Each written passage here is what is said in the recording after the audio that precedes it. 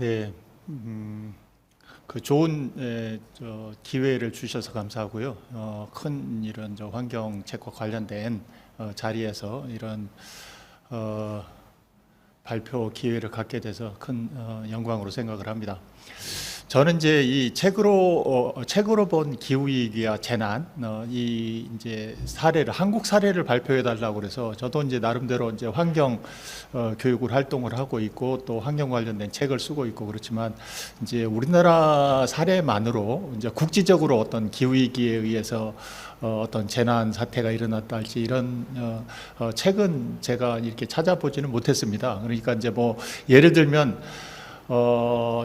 청도 사과, 대구 사과가 기후 위기로 인해서 펀치볼 인제로 올라갔다 할지 아니면 북한에서도 사과를 재배한다 할지 이런 이제 현상들은 있는데 이제 구체적으로 이제 기후 위기를 통해서 어떤 뭐 환경 재난이 일어나고 뭐 이 건강에 피해가 있고 뭐 이런 구체적인 사례들을 가지고 다룬 책들은 많지 않았고요.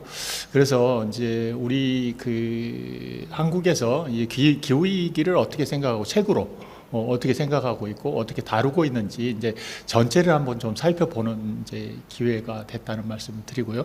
그걸 오늘 이제 중심으로 말씀드리고 이제 그 기후 위기와 관련된 이제 우리나라 책들에 대해서 제가 느꼈던 것들 조금 이게 중심으로 해서 말씀드리도록 하겠습니다.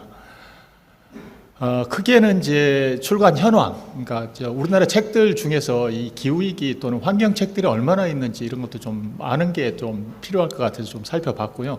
그 다음에 이제 환경 책에 대해서 우리 사회에서는 어떻게 지금 뭐 대응을 해왔고 또 어떻게 다루고 있는지 뭐 이런 것들을 좀 살펴봤습니다. 그리고 그걸 가지고 또 사실 또 뭐 정부에서도 그렇고 독후감 많이 쓰잖아요. 우리 사회에서 독후감 이렇게 대회 이런 게 많고 그런데 또 그런 데서 반영되는 환경책 이걸 좀 살펴봤고요. 그 다음에 이제 최근에 이제 봤던 책들 중에서 이제 기후위기와 관련된 책들, 좋은 책들은 제가 느끼기에 이런 것들이 있었다라는 것들을 좀 보고 이제 환경책이 어떻게 발전됐으면 좋겠다. 그리고 이제 아마 이 포럼의 이제 궁극적인 목표 중에 하나가 이 출판 도시의 이제 발전 방향 뭐 이런 것도 있더라고요. 그래서 뭐 그것과 관련해서 이제 아이디어가 됐으면 좋겠다는 차원에서 이제 준비를 해봤습니다. 우선 이제 모두 말씀은 이제 그런 거죠. 이제 우리가 최근에 선진국 됐다고 막 한참 그 언론에서 이제 많이 다뤘잖아요. 그러니까 이제 유엔 무역개발 기구에서 최초로 우리나라가 이제 후진국이었다가 선진국이 됐다 뭐 이런 자랑스럽게 이야기도 하기도 또 눈 떠보니 선진국인 이런 이야기도 많이 하더라고요. 근데 이제 사회적 지표들로 보면 이제 뭐 세계 최고의 자살률, 그 다음에 뭐 산재 사망률, 노인 빈곤율 뭐 이런 것들로 보면 과연 선진국인가 하는 생각도 들고 뭐 그렇습니다. 보면 대부분의 경우가 뭐 최악인 경우도 많아요. 이제 OECD의 사회적 지표들로 보면 이제 뭐 이런 것들은 우리가 또 이제 노력해서 바꿔 나갈 수 있겠다라는 생각도 한편 들고요. 또 한편으로 이제 중요한 게 이제 생태적 지표들이죠. 이제 뭐 우리나라의 뭐 이 탄소 배출 지수랄지 아니면 뭐 생태 발자국 지수랄지 이런 것들을 보면 과연 우리가 이제 선진국으로서 지구의 어떤 선도적 역할을 할 수 있는 진정한 선진국인가라는 측면에서 보면 아직 멀었다라는 생각이 들기도 합니다. 그리고 특히 이제 여기 오른쪽 그 그래프 보시면 아래쪽에 있습니다. 아래쪽에 지금 제가 그젠가 나온 자료인데요. 기후위기 대응 지수라는 게 있어요. 그런 걸 보면 굉장히 지금 우리는 뒤처져 있다라는 걸 알 수가 있습니다. 자, 이런 이제 상황에서 우리가 이제 우리 책의 그 어떤 시대 정신은 어떻게 반영되고 있는가라는 생각을 좀 해봤습니다. 사실 책이라는 게 시대 정신을 이끌어오고 시대 정신을 반영해오고 이랬다고 저는 생각을 해요. 뭐 어느 나라건 책과 출판이 역사의 가장 큰 동력이 되고 뭐 그랬던 건 사실이죠. 특히 우리나라 같은 경우는 더욱 그랬고 뭐 그 일제 시대 때만 해도 엄청난 출판 억압이랄지 이런 것들이 있었는데 이제 검열, 삭제 뭐 이런 것들이 많이 있었고 그 자료를 봤더니 1928년부터 38년간 10년 동안은 거의 평균 1,500건 이상의 뭐 판금, 차압, 검열 이런 게 있었더라고요. 이럼에도 불구하고 책을 출판해 오고 이 시대 정신을 이끌어왔죠. 이때의 시대 정신은 아마도 이제 식민지 해방 뭐 이런 게 시대 정신이었겠죠. 그리고 이제 군부 독재 시절에 이제 군사 독재 시절에는 이 출판사 하는 분들이 대부분 뭐 감옥에 한 번씩 갔다 오기도 하고 많은 부분들이 그랬죠. 실제로 뭐 서점하는 분들도 감옥에 갔다 오기도 하고 그래서 책이 그 당시에는 예를 들면 자유랄지 민주랄지 이런 것들이 시대 정신이 됐겠죠. 저도 이제 이 오른쪽에 이제 우상과 이성이라는 책을 보고 그 당시에 80년대에 이 시대 정신을 깨우쳤고 그다음에 공부를 했고 이 인생의 어떤 전환점을 가져왔달까 이랬습니다. 근데 과연 그러면 지금은 어떤 시대 정신을 가져야 되는가 책이 이제 그런 생각을 해봤습니다. 그러면 뭐 일제 시대는 식민지 해방, 그다음에 우리가 민주화가 안 됐을 때 민주주의, 그다음에 지금 같은 생태 전환 시대에는 정말로 이 기후 감수성을 이렇게 일깨워내고 뭐 그런 것들이 아닌가. 그 기후 위기 시대의 우상과 이성은 뭐냐 이런 것들이 좀 중요한 거 아닐까라는 생각을 해봤습니다.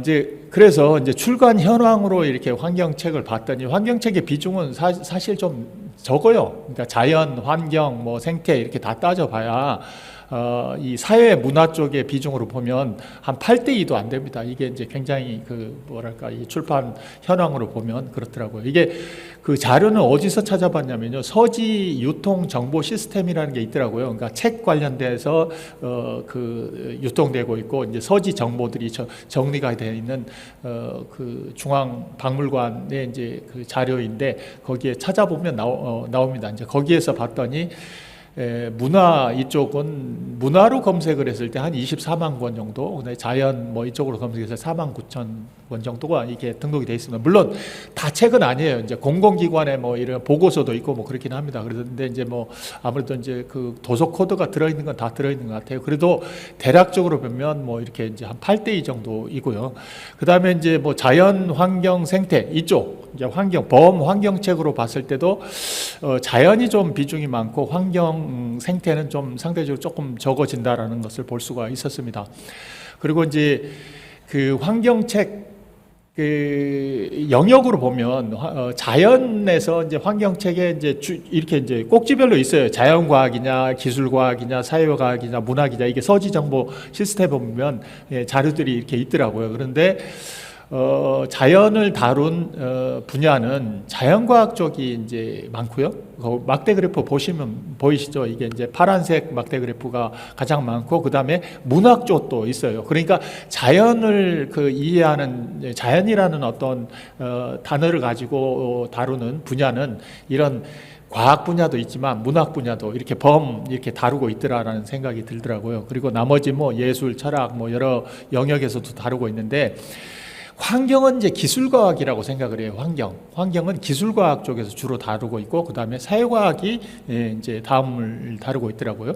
그 다음에 생태 부분을 보면 조금 더 이제 스펙트럼이 넓어져요. 그러니까 이제 자연이라고 생각하는 부분들이 많고, 그 다음에 기술과학에서도 다루고, 사회과학에서도 다루고, 문학에서도 다루고, 이렇게 이제 여러 영역에서 다루고 있습니다. 그래서 자연, 환경, 생태 그런 키워드에 따라서 다루는 분야가 좀 다르긴 한데 생태 분야가 조금 스펙트럼은 넓지만 아직 비중은 좀 낮은 편이다라는 생각이 들더라고요. 그 다음에 이제 환경 분야 전체로 봤을 때 이제 어떤 키워드들을 가지고 이렇게 다루고 있느냐 봤을 때 이제 제가 물론 이제 이거는 임의로 찾아본 거예요. 제가 뭐 여러 개 있죠. 뭐 우리 도서를 보면 숲도 있고 곤충도 있고 뭐 여러 가지가 있지만 큰 이제 패러다임에서 찾아봤는데 이제 자연, 환경, 생태 이런 비중 속에서 기후랄지 기후변화, 기후위기 이거는 최근에 이제 일이고 그래서 비중이 좀 낮아요. 아직은 이제 크게 다뤄지지 않고 있는 영역이고 최근에 이제 점점 많아지고 있는 이제 거라고 볼 수 있습니다. 그래서 제가 이제 기후 관련된 도서의 발행 추이를 봤는데 기후가 처음으로 다뤄지는 건 책이 나온 건 98년도 정도인 것 같아요. 물론 이제 이보다 먼저 나왔을 수도 있죠. 왜냐하면 다른 이름으로 나왔을 수도 있는데 기후라는 단어로 이렇게 이제 돼 있는 거는 그래서 이 보시면은 오른쪽에 있는 저 기후 기후 관련 도서 발행 추이에 가장 오른쪽에 있는 게 이제 2021년도 겁니다. 올해 갑자기 이제 많아졌죠. 올해 많아졌는데 이거 남문물에도 이제 올해 이제 뭐 여러 가지 기후 정상회의 뭐 이런 것도 있고 또 기후 관련된 이슈들도 많아지고 뭐 이런 경향이 있는 것 같습니다. 그리고 이제 독자 대상들도 거기에 찾아보면 나와요. 이제 어떤 그 코드로 썼느냐에 따라서 전문인을 대상으로 했느냐 아니면 뭐 일반인을 대상으로 했느냐 이런 책이 있는데 아동 대상이 제일 좀 상대적으로 많아요. 물론 이제 교양이라고 돼 있는 거는 범 뭐 이렇게 한 거니까 그걸 좀 제외를 하더라도 아동이 많더라는 거죠. 그거는 뭐냐면 환경책 관련된 거나 이런 것들이 이제 애들이 좀 공부해야 되는 것, 니들이 책임져야 될 것, 뭐 이런 생각이 좀 있는 거죠. 그러니까 그 교육도 마찬가지예요. 환경교육은요, 대부분 다 초등학교, 중학교 학생들한테 해야 된다고 생각을 해요. 왜 이게 환경 문제를 일으킨 사람들은 공부를 안 하고 왜 애들한테만 하라고 그러는 건지 잘 모르겠더라고요. 근데 어쨌든 책도 그런 경향들이 좀 있습니다. 자, 다음은 이제 이 환경책을 지금 어떻게 우리가 바라보고 있느냐. 근데 사실은 환경책은 좀 잘 안 팔리는 책이라고 생각을 해서, 그리고 실제로도 그래 왔어요. 그리고 이제 굉장히 이제 환경에 관한 어떤 의식이 있고 소명이 있는 출판사가 이제 이거 환경책을 이렇게 출판하고 그러지, 이거를 뭐 이렇게 출판을 통해서 막 엄청나게 뭐 이렇게 뭐랄까 뭐 돈을 벌어야 되겠다지 뭐 이런 생각을 가진 분들은 환경책을 잘 출판을 안 하죠. 그래서 이제 환경책은 사회적으로 필요한데 이제 이렇게 이게 뭐랄까 많이 안 보기 때문에 이제 권장을 하기 위해서 이제 환경책 이렇게 관련된 이벤트들도 많이 하고 행사들도 많이 해왔죠. 그리고 이제 환경단체는 환경책이라고 하는 게 중요한 이게 환경 그 운동의 매개체죠. 환경책을 통해서 이제 그 운동을 펼치니까. 그래서 이제 환경단체들은 환경책 뭐 이 행사들을 많이 해요. 그 중에서도 이제 뭐 대표적으로 환경적인 시민연대하고 풀꽃 평화연구소에서 2002년도일 겁니다. 그러니까 벌써 20년 전부터 환경책 큰 잔치 해가지고 환경책만 별도로 이렇게 그 선정을 하고 추천도 하고 뭐 이런 행사들을 해왔습니다. 그때 이제 뭐 올해의 환경책, 우리 시대의 환경고전, 올해 어린이의 환경책, 뭐 이렇게 청소년을 위한 환경 추천도서 이런 식으로 해가지고 추천도 해오고 이제 활동을 해오고 있죠. 이게 이제 그 단체뿐만이 아니라 이제 교보문고가 우리나라에 제일 크죠. 교보문고랑 결합해가지고 이제 지금은 교보문고에서 환경책 큰 잔치 뭐 선정위원회 이걸 같이 하는 것 같더라고요. 같이 해서 2015년도부터인가 이제 홈페이지도 별도로 둬가지고 환경책을 이렇게 추천을 하고 있어요. 그래도 이렇게 그 비교적 환경책은 이렇게 대중적으로 이제 소비가 되고 이게 독서가 되지 않는 것 같다는 생각은 들어요. 아직은. 그리고 이제 그 중에서도 이제 기후 변화와 관련된 책들은 그 전에도 이제 뭐 생태 이야기도 하고 그다음에 숲 이야기도 하고 환경 윤리 이야기도 하고 많은 것들이 있었지만 기후에 관련된 건 이제 비교적 최근부터 이렇게 다루기 시작을 했죠. 그래서 이제 2016년도에 보면 올해의 환경책 이런 데 선정된 책 중에서는 이제 뭐 이것이 모든 것을 바꾼다, 기후 변화의 심리학, 얼음이 녹고 있다, 뭐 빙하의 반격 관련된 책들이 이렇게 나오기 시작을 했죠. 이거는 뭐 세계적인 트렌드하고도 이제 관련이 있다고 생각을 합니다.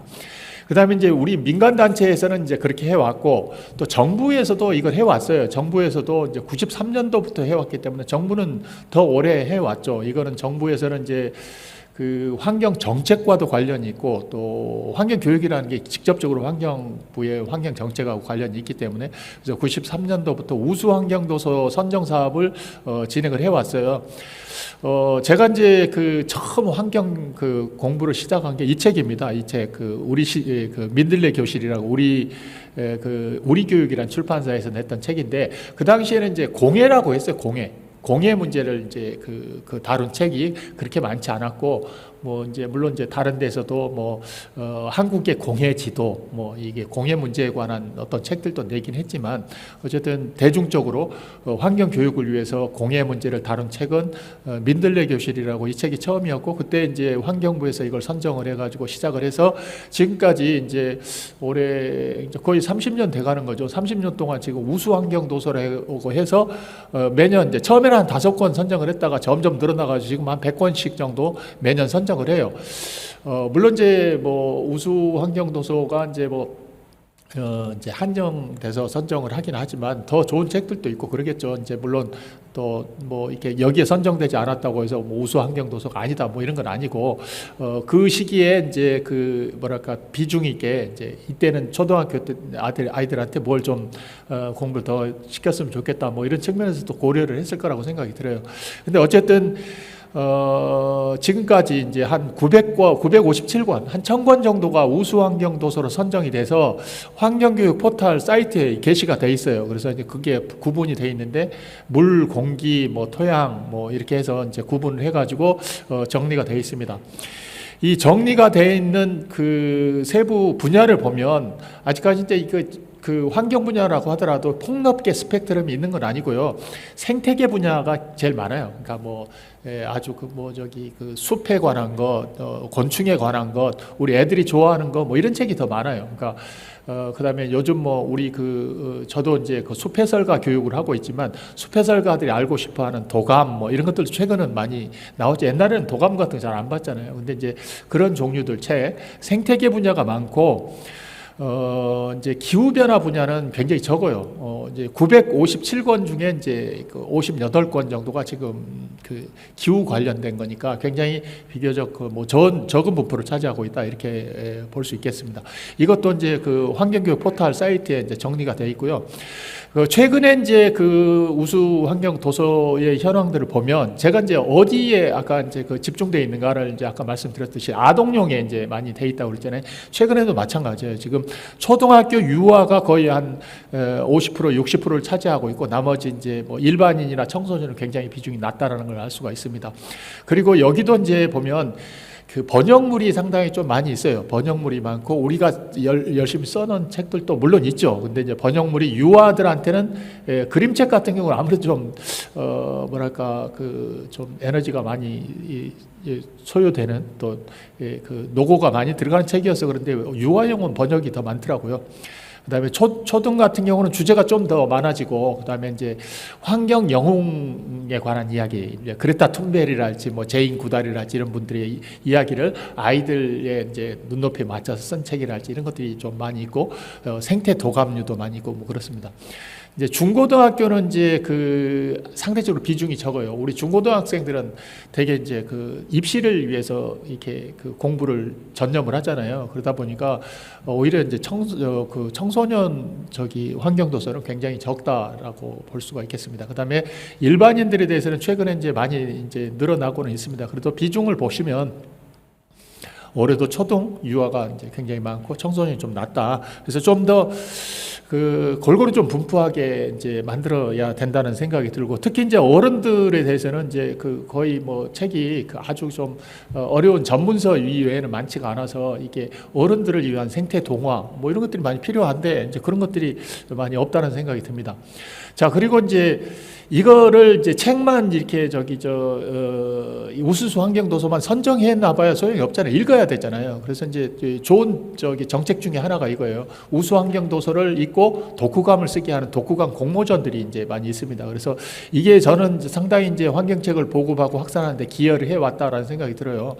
그리고 이제 이 독후감 공모전 같은 경우는 우리 그 단체들이나 기관들에서 좋아하는 행사잖아요. 또 그 공모도 하고 또 좋은 프로그램도 되고 그래서 예전에 이제 2012년인가 저도 이제 관계를 했던 것 같아요. 침묵의 봄 발간 50주년 기념 독후감 뭐 이런 공모전도 있고 그렇습니다. 근데 이 독후감이 상당히 중요한 어떤 기능을 하죠. 그래서 이제 환경 인식의 변화에 도움을 주고 실제로 지식을 습득하게 해주죠. 그리고 이제 나아가서는 여기 책에 이제 그 독후감 공모전에 제가 좀 몇 번 참여를 하면서 봤더니 뭐 이런 미래 직업의 이제 변화도 가져오고 이런 영향을 많이 미치더라고요. 그러니까 뭐 이 티모와 함께 하는 지구 온난화 여행 이 독후감을 쓴 친구는 나는 디카프리오 같은 멋진 어른이 되겠다 뭐 이런 것도 쓰고 나의 직업의 방향을 정했다 뭐 이런 이야기도 합니다. 그렇듯이 독후감도 굉장히 중요한 기능을 한다. 자, 이제 그 최근에 이제 책들을 좀 보겠습니다. 최근에 책들을 보면 기후 관련된 그 도서 같은 경우는 이제 사회과학 분야에서 많이 다루고 있고 올해 것만 봤습니다. 올해 것만 찾아봤더니 올해 이제 한 100여 권이 나왔습니다. 아까 이제 봤듯이 100여 권 나왔는데 그 중에서도 보면 이제 재미있는 게 이제 문학으로 이제 분류되어 있는 부분들이 10권 정도가 있습니다. 저는 이제 이게 굉장히 중요하다고 생각이 들어요. 저도 처음에 이제 이 생각을 했어요. 네, 제가 봤던 책 중에 여기 기후 변화 시대의 사랑이라는 소설이 있더라고요. 근데 그 소설은 굉장히 서평을 하신 분이 거기에 서평이라고 해야 되나 서문을 쓰신 분이 아주 귀한 소설이다, 고마운 소설이다 이런 표현을 했더라고요. 그러니까 그럴 정도로 이제 이 시대에 이제 어떤 그 기후를 바라보는 어떤 다양한 그 어떤 영역에서의 이제 시각들도 중요하고 특히 이제 문학이나 이제 시나 소설 같은 문학 이제 기후 감수성을 일깨워주는 일이 중요하다고 생각이 되는데 이제 그런 이제 그 부분이 좀 늘어났다. 이게 굉장히 의미가 있다라고 생각이 듭니다. 저는 이제 이 기후 이제 이 책 최근에 봤던 책 중에서는 이제 지구는 인간만 없으면 돼. 이 책도 굉장히 쇼킹했어요. 인간만 없으면 되죠. 그렇지 않나요? 그리고 저는 저 예전에 봤던 책 중에 이런 게 있었어요. 미국에도 초등학교 어린이가 시 쓴 것 중에 인간이 사라지면 이 지구가 좋아진다. 인간을 없애자. 이런 시가 있었어요. 진짜로 한 몇십 년 전에 이제 그럴 정도로 이런 그 굉장히 문제의식이 심각하다라는 생각이 들더라고요. 이 책은 근데 이제 지금은 인간만 없으면 돼라고 하는 뭐 인간 혐오적인 책은 아니에요. 내용을 보면 기후 위기에 대해서 굉장히 이제 활동하는 내용들을 잘 다뤄주고 있고 어른들이 좀 봤으면 좋겠다라는 책이라고 생각이 듭니다. 그 다음에 이제 뭐 기후위기와 불평등에 맞선 그린 뉴딜 같은 책도 이제 정책적으로 이제 기후위기라는 게 그냥 뭐 모든 사람한테 이렇게 다가오는 것이 아니라 실제로 기후위기는 불평등의 문제로 이제 결국은 귀결이 될 것이다. 이제 기후변화 시대의 사랑 같은 데도 보면 그렇게 나와요. 이제 실제로 기후위기가 가져올 어떤 사태는 이런 어떤 계층적인 문제, 그러니까 노인이랄지 여성이랄지 취약계층들이 먼저 이게 피해를 입는 환경 재난 사태지 그런 것들을 해결하기 위해서는 어쨌든 이 불평등 인권의 문제 정책적으로 다뤄야 될 전환의 문제다 이렇게 이야기를 하고 있습니다. 그 다음에 이제 걷기만 하면 돼 뭐 이런 책도 재미있는 책입니다. 이거는 걷기만 해도 사실은 굉장한 기후위기에 도움이 되죠. 왜냐하면 걷는다는 것 자체가 차를 안 타는다는 거고 이렇게 에너지 소비를 줄인다는 거고 이 자체가 지역 사회에서 이제 자기 활동을 범위를 그렇게 가져간다는 거고 그러면 에너지 총량을 줄여내면서 기후 위기에 대응을 하는 거잖아요. 실제로 이제 그걸 통해서 이분은 이제 이런 이야기도 해요. 이제 기본소득을 주자. 그런 것만큼 돈을 좀 지급을 해자. 뭐 이런 제안도 합니다. 이제 녹색 기본소득 해가지고 그래서 재미있는 이 책이었고요. 그 다음에 이제 뭐 최근에 이제 뭐 생태적 전환, 슬기로운 지구 생활을 위하여 이 책은 이제 뭐 최재천 교수님이 이제 팬데믹 이후에 이제 우리가 어떻게 이제 대응을 해야 되느냐. 사실 결국 이제 뭐 팬데믹 사태, 이 코로나 사태 같은 경우도 뭐 이게 생태를 이 관계를 잘못 이해했던 우리가 이제 뭐랄까 생태적인 무지에서 비롯된 거다라고 이야기를 하고 이제 그걸 해결하는 것은 결국 이제 자연과의 관계를 새롭게 이제 맺어 나가는 거다라고 이야기를 하고 있습니다. 그래서 호모 신비우스라는 그러니까 공감하고 공존하는 어떤 그런 인간상을 제시를 하고 있습니다. 자, 아까 말씀드렸던 이 책이 이제 책 속에 이제 기후 위기에 이제 제가 봤던 가장 재미있었던 책 중에 하나입니다. 이제 귀하고 고마운 소설이라고 표현을 해요. 그래서 이제 우리는 사실은 저도 이제 요 자료를 여기 PT 자료 없이 그냥 이야기를 할 수도 있는데 요즘 다들 비주얼 시대가 됐잖아요. 그래가지고 여기 안 보면은 뭔가 허전하고 이렇게 됐더라고요. 데이터를 가지고 이야기해야 되고 그러는데 저는 이제 이 데이터를 가지고 이야기하는 것이 상당히 좀 어려워요. 제가 문과 출신이라 그런 이제 수치에 약하거든요. 그래서 뭐 몇 킬로그램, 몇 센치, 뭐 몇 미터, 뭐 이런 것들이 어려워. 근데 우리는 지금 이거를 이해하는 데 있어서는 기후위기를 이해하는 데 있어서는 뭐 몇 도시고 몇 퍼센트의 생물종이 없어지고 뭐 이제 배출량이 몇 백만 톤이고, 그다음에 육지 뭐랄까 이산화탄소 농소가 몇 ppm이고 이런 거 들으면 잘 안 들어오죠. 근데 이제 사실은 근데 이제 이거 우리가 뭐 냄비에 손 대가지고 댈 때 95도씨로 뜨거워 이렇게 생각을 하잖아요. 근데 지금 우리의 지금 모든 사람들이 이게 공부하는 방식 이거는 이런 식이라는 거예요. 그러니까 숫자와 데이터로 익히는 건데, 이제 문학과 문학 이 시와 이 소설 이런 게 주는 거는 어쨌든 이렇게 감수성으로 와닿게 해준다. 그래서 굉장히 이제 고마운 책이다라는 거고, 그 다음에 또 하나는 우리 이제 많이 배웠죠. 알 만큼 알고 이제 곧 이제 어쩌면 우리 지구 뭐 이게 끝나는 거 아닌가라고 할 정도로 뭐 많은 부분 배우고 알고 이제 알고 있다는 거죠. 근데 이제 그러면 어떻게 해야 되느냐라는 것을 이해할 때는 어쨌든 이 감각의 지식을 가지고 실제로 행동을 멈추고, 냄비가 뜨거우면 뜨겁다는 걸 인지하고 멈춰야 될 거 아닙니까? 손 더 안 대야 될 거 아니에요? 이제 그런 것들이 중요하다라는 거고, 이제 그런 것들을 이해하게 해주고 그런 것들을 좀 생각해 해주는 책, 감각적 감각적으로 알게 하는 어떤 문학적 정서, 문학적 뭐랄까 방법 뭐 이런 게 이제 이 책의 이제 강점 아닌가라는 생각이 듭니다. 그래서 저도 이제 좋은 또 이렇게 고맙고 감사한 책이라고 생각을 합니다.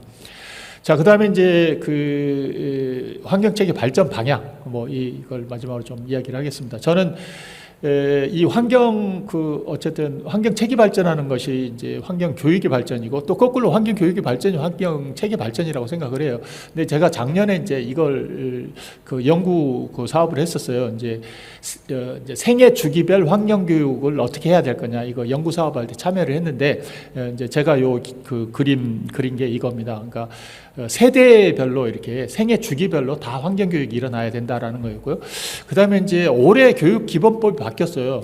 교육법이 바뀌어가지고 모든 국민들이 이제 생태 전환 교육, 그러니까 기후위기 교육을 해야 돼요. 이게 의무적으로 이렇게 하도록 이제 법이 바뀌어 있어요. 그래서 의무 교육으로 되어 있기 때문에 그 속에서 환경책은 당연히 의무 교육 내에서 이제 교육 콘텐츠로 활용이 돼야 되고, 또 그 역할을 해야 된다고 생각이 들어요. 그리고 환경교육법에서도 환경학습은 권리다 이렇게 이야기를 하고 있어요. 환경교육법도 그렇게 제정이 돼 있어요. 이제 권리로서. 그런데 이 의무와 권리에 대해서 충분히 이제 이렇게 이행을 할 수 있도록 하는 이 책들이 준비가 안 돼 있죠. 제가 볼 때는 그렇다고 생각이 들어요. 다양하게. 그러니까 예를 들면 생애 주기별로, 아까 보면 초등학교 애들만 열심히 공부하라고 이렇게 이제 준비하고 어른들은 아무것도 안 하고 있다 할지 이런 거 있잖아요. 이런 불균형한 상황 뭐 이런 것들이 있습니다. 그래서 그런 차원에서 이 환경책도 이 생애 주기별로 이렇게 이제 패러다임을 갖춰서 갔으면 좋겠다는 거고, 오른쪽에 지금 뭐 이렇게 원반처럼 생긴 거 있잖아요. 무슨 다트 모양으로 생긴 거. 이거는 생애 주기별로 어떤 구성해 놓은 환경교육 포털에서 국가환경교육센터에서 이렇게 환경교육의 어떤 패러다임을 구성을 해 놓은 겁니다. 여기에 맞춰서 저희 환경책도 발전해 나가면 좋겠다. 저는 그렇게 생각을 합니다.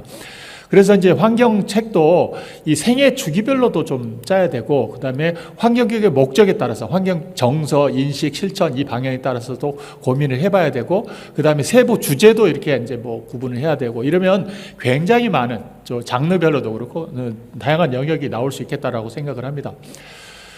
이제 마무리를 하겠습니다. 저는 이제 도서관에 가끔 갔잖아요. 이 도서라는 말 자체에 이제 의미가 굉장히 큰 의미가 들어있다고 생각을 해요. 그러니까 이게 우리 주역에 나오는 하도 낙서에서 나온 말이라고 하더라고요. 그러니까 하도라는 말은, 그러니까 은하수 할 때 하자 있잖아요. 이 물 하자라고 하는데, 이 하는 우리 땅에 있는 강물의 을 의미하는 게 아니고, 하늘에 이제 은하수 할 때 하늘의 바다를 이야기하는 거예요. 그러니까 은하의 세계, 별들의 바다를 통해서 어떤 사유하는 우주 생생의 원리가 하도예요. 제가 볼 때는 어떤 상징 체계고, 낙서라고 하는 건 땅에 이제 만물의 운행 이치를 표현하는 상징 체계. 그렇다면 도서라고 하는 거는 어쨌든 하늘의 뜻이 땅에서 이루어지듯이 우주 만물이 그 어떤 생성 원리를 구현하는 그런 이치를 표현한 글과 그림, 이게 이제 도서라고 하는 의미이자 본질이라고 생각을 해요. 그러니까 책도 이 본자가 그렇잖아요. 근본 본자를 쓰잖아요. 그렇듯이 이제 이 책은 그런 어떤 본질적 의미를 가지고 있다라는 거죠. 그거를 지금 이 시대에 이제 구현해 나가야 되는 거 아닌가라는 생각이 듭니다. 기후위기 시대의 책은 뭐 카프카의 이야기를 이제 로 마무리를 하겠습니다. 책이란 우리 내면에 존재하는 얼어붙은 바다를 깨는 도끼여야 해. 나는 그렇게 생각해. 이 카프카의 이제 편지에 나오는 구절인데, 우리 시대의 어떤 이 얼어붙은 정서들, 이런 것들을 깨고 새로운 시대 전환을 이뤄내는데 큰 역할을 해야 되는 게 환경책의 소명이고 역할 아닌가 싶습니다. 이상으로 마치겠습니다.